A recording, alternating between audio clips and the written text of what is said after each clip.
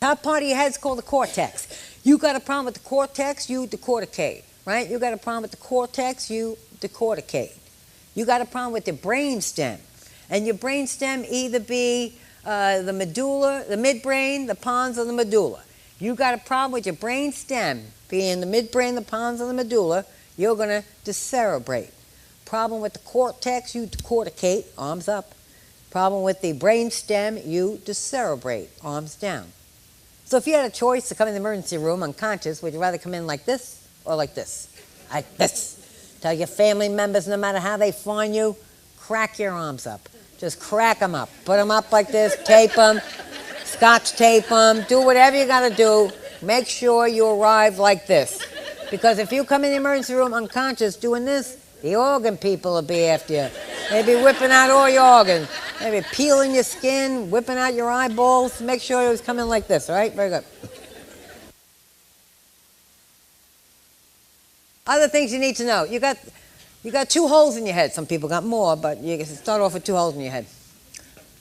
You're very happy to have them holes in your head. You know why? If your brain's designed to swell, it goes down them 2 holes. Because if you didn't have them 2 holes in your head, if you didn't have the tentorial notch, the hole, they call it a notch, or if you didn't have the foramen magnum, if you didn't have them holes in your head and your brain decided to swell, where would it go? It'd be squeezing your eyeballs out of your eye sockets, it'd be coming out of your ears, and no one would ever go in your room.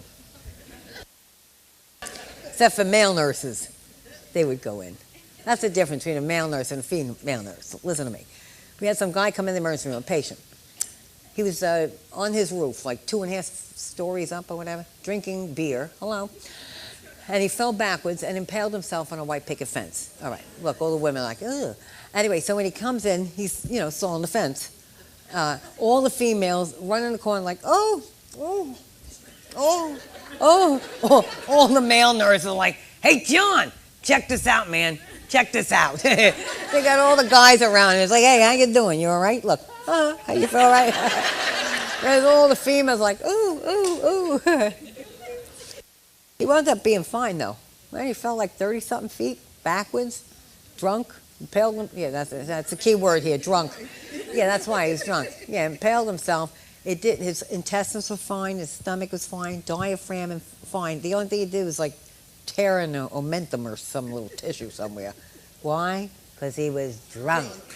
God has a special place for drunk people. Drunk people, drug addicts. He just looks after these people, right?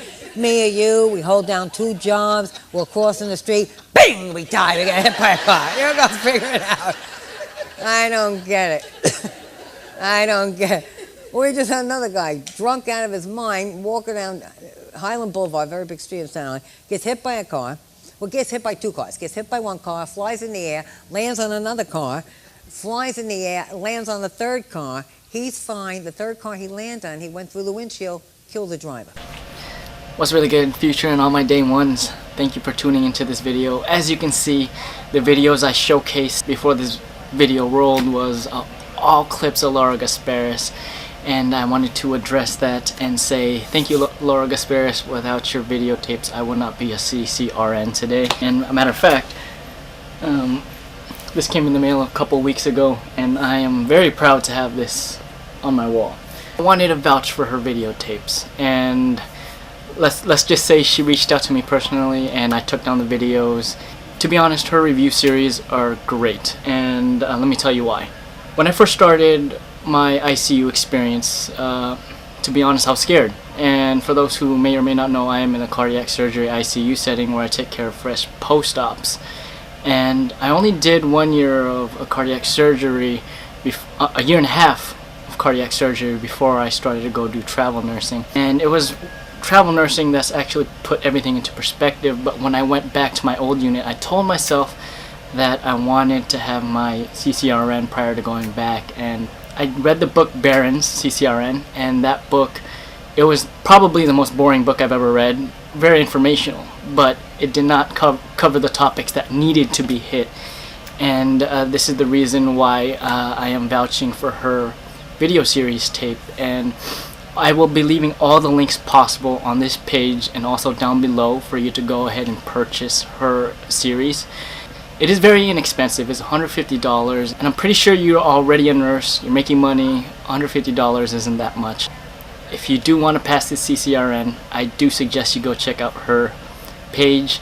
I'll be linking that all over again, and I hope you guys do take the time to go check her page out. She even has a series on hemodynamics, and she also has an MP3 series. So besides that, I hope you guys are doing well. I'll be seeing you guys in the next videos to come. Again, thanks for watching this video, and I'll see you guys in the next video.